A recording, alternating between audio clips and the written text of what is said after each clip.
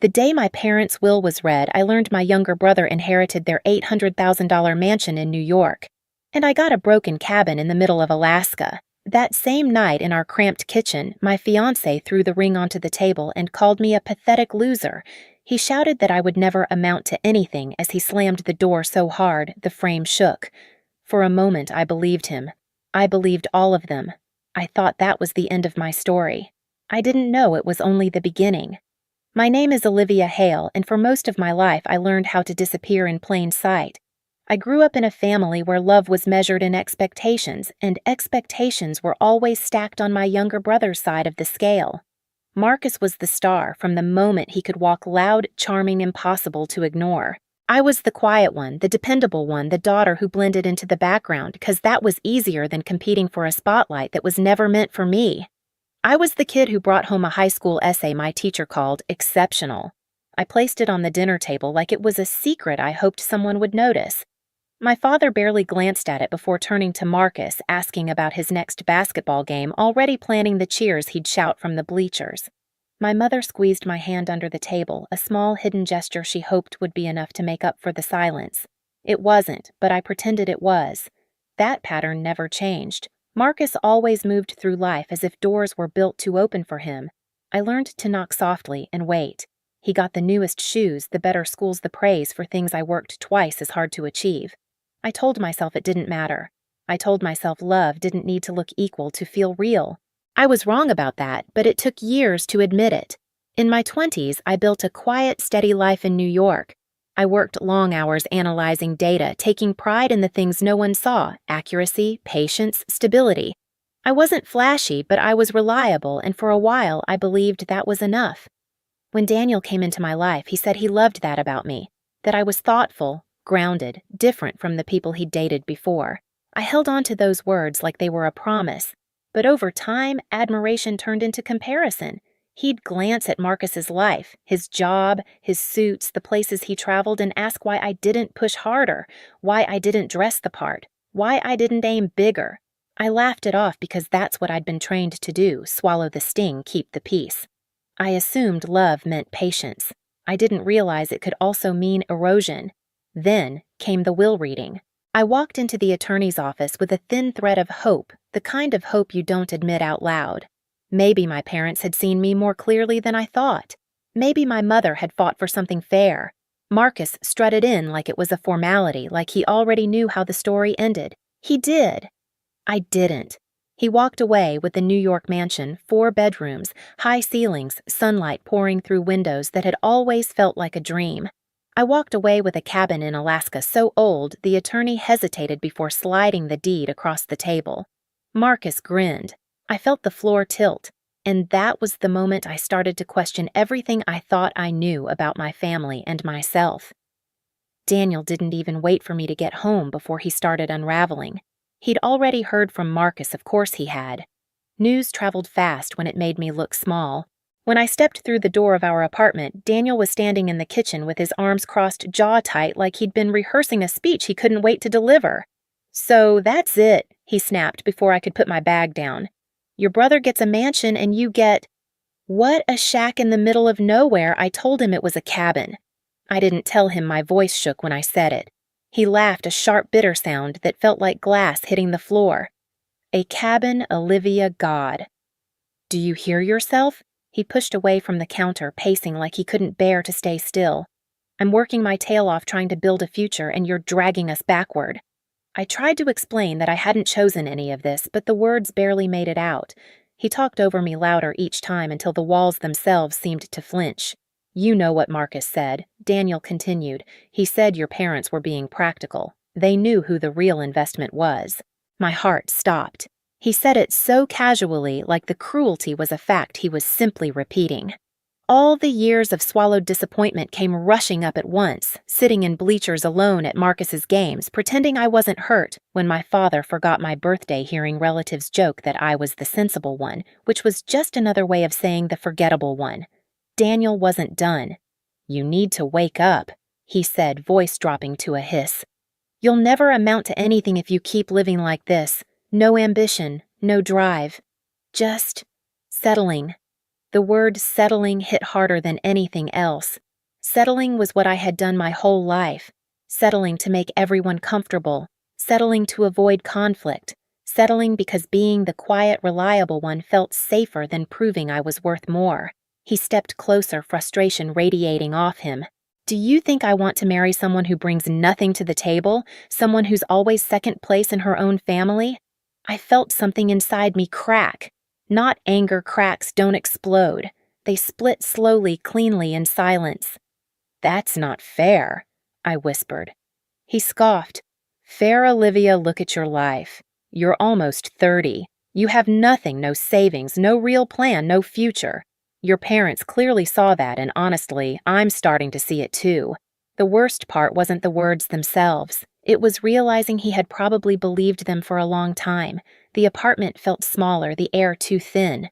I could hear my heartbeat in my ears, louder than his voice, louder than everything.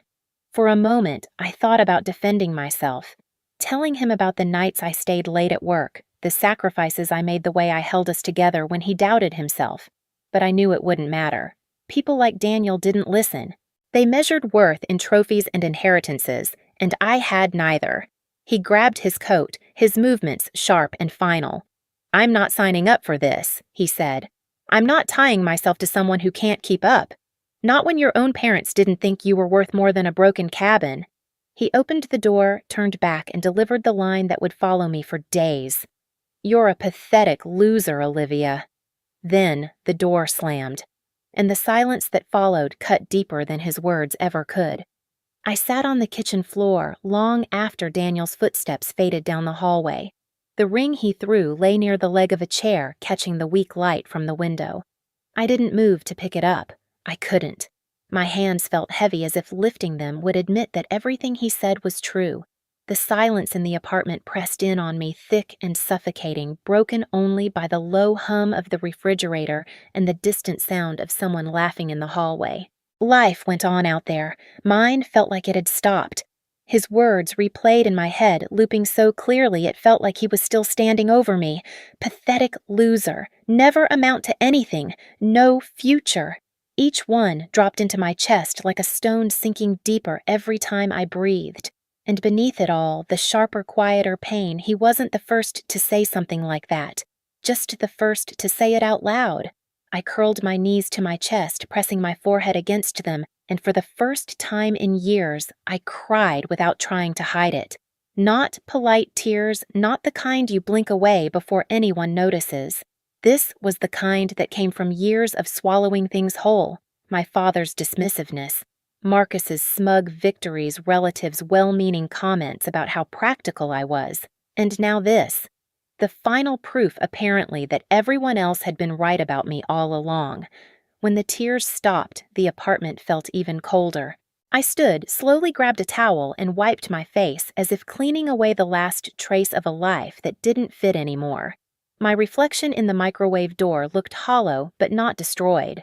Something inside me had shifted, subtle but unmistakable, the kind of shift that comes not from anger, but from hitting a limit so absolute there's nowhere left to go but forward. I walked into the bedroom, opened my laptop, and hovered over Daniel's contact photo glowing on the screen. For years, I'd shaped myself around that man's expectations, convincing myself that love meant adjusting, softening, shrinking. But the truth sat heavy and undeniable now. Love shouldn't make you smaller. And if it did, then losing it wasn't a loss at all. I closed the laptop and opened a travel site instead. I typed in one destination, Alaska. The idea felt ridiculous at first. A cabin in the middle of nowhere in winter. But the longer I stared at the screen, the more the thought solidified. I couldn't fix anything from this apartment. I couldn't breathe here. I couldn't stay one more night in the place where my future had been torn apart like it was nothing. If that broken cabin was all my parents thought I was worth, then I needed to see it with my own eyes. I booked a one-way ticket. The next morning, I packed a single suitcase and left the ring on the table without a note. The flight was small, loud, and shaky, rattling through gray clouds. Hours later, a driver in an old truck carried me down narrow, icy roads where the world felt untouched. When he finally stopped, he pointed toward a dark stretch of trees. "Cabin's about a mile that way," he said. I stepped out into the cold, the wind cutting through every layer I wore. I could barely see the roof through the branches as I approached it. The place looked exactly like what everyone thought of me, forgotten, weathered, barely holding together. I put my hand on the door. The cabin door resisted me, swollen from years of snow and neglect. When it finally lurched open, a blast of cold air and the sharp scent of wet wood slapped me across the face.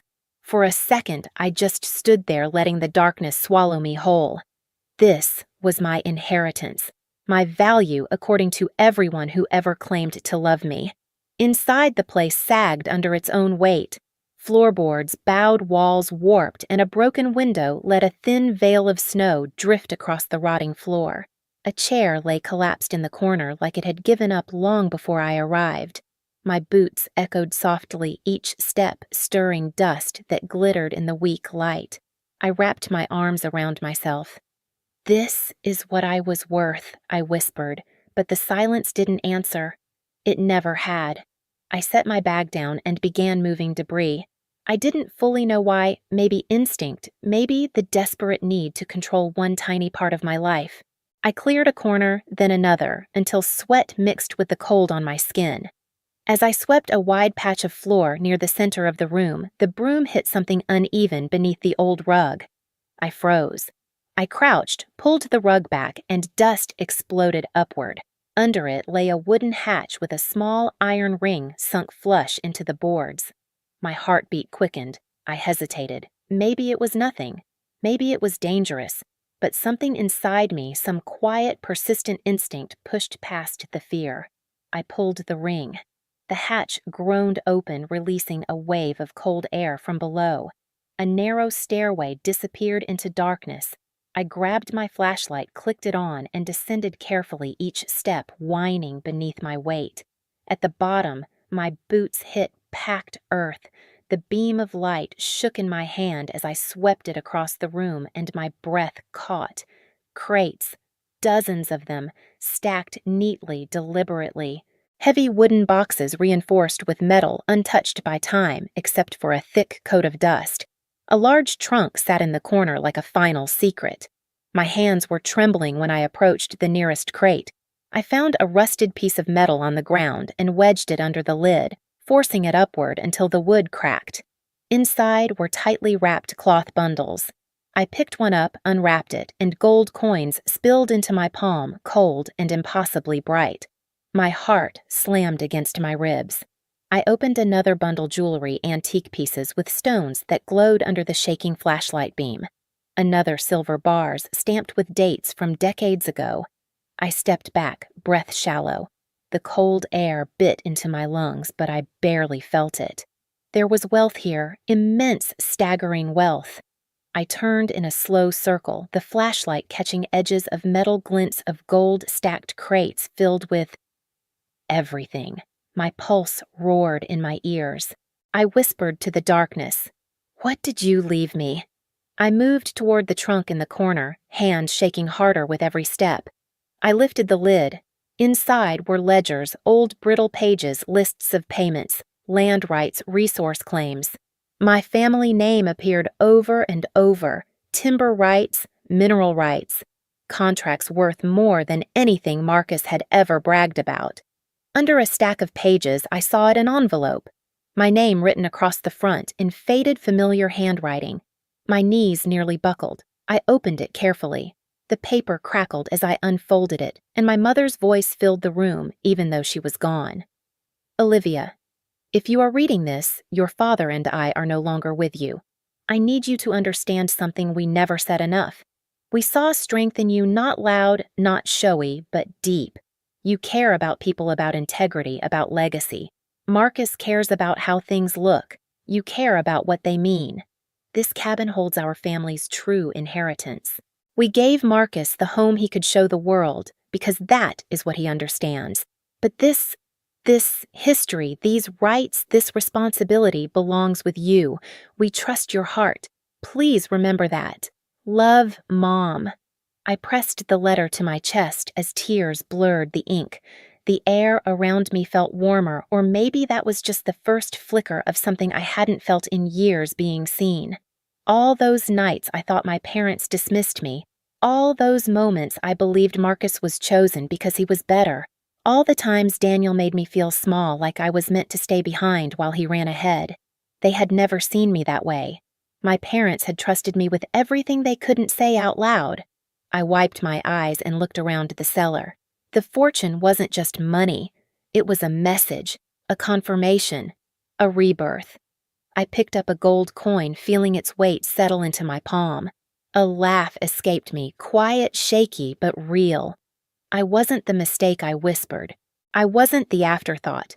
The cabin above creaked softly, but now it sounded different. Not like a warning, like an acknowledgement. I climbed the stairs, slowly carrying the letter like it was part of my heartbeat. When I reached the main room again, the wind rattled the broken window, sending a curl of snow onto the floor. I stood in the center of the cabin, breathing deeply, letting everything settle: the betrayal, the discovery, the truth. Daniel's voice flashed in my mind: pathetic loser. Marcus's smirk at the attorney's office. Years of whispers telling me I was less. I exhaled. They were wrong. For the first time in my life, I felt it: not anger, not revenge, but power. Quiet, steady, undeniable power.